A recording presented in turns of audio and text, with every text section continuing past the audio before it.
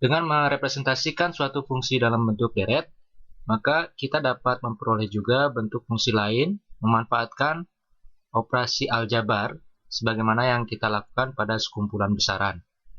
Misalnya kita dapat melakukan operasi pengurangan ataupun penjumlahan suatu deret. Hasilnya boleh jadi merepresentasikan suatu bentuk fungsi yang lain. Sebelumnya kita telah memperoleh uraian deret Maclaurin untuk fungsi E pangkat X.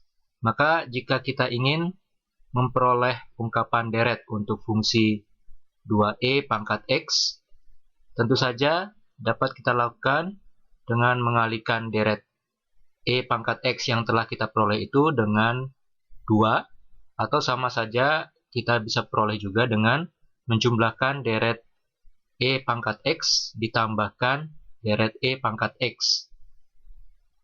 Seperti ditunjukkan oleh bentuk seperti ini. Kita akan memperoleh hasil penjumlahannya berupa suatu deret yang dinyatakan dengan 2 ditambah 2x ditambah x kuadrat ditambah x pangkat 3/3 dan seterusnya.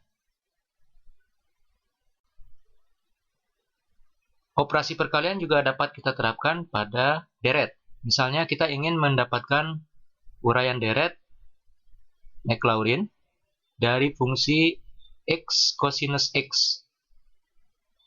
Karena sebelumnya telah kita peroleh ungkapan deret Maclaurin untuk fungsi cosinus x, maka bila deret tersebut kita kalikan dengan x, kita akan memperoleh ungkapan deret yang lain yang merupakan uraian Maclaurin dari fungsi x cosinus x. Proses perkaliannya adalah kita kalikan masing-masing suku pada deret tersebut dengan x untuk mendapatkan bentuk deret yang baru. Selain penjumlahan ataupun pengurangan dan perkalian, tentu saja kita juga dapat memperoleh bentuk deret dengan misalnya membagi antara suatu deret dengan deret yang lain. Contohnya misalkan deret cosinus x dibagi E pangkat X. Nah, proses pembagiannya dapat kita lakukan seperti kita melakukan pembagian bilangan biasa. Satu hal lagi yang juga cukup penting dalam manipulasi atau operasi yang melibatkan deret, yaitu bahwa kita dapat mengganti variabel suatu deret dengan variabel yang lain.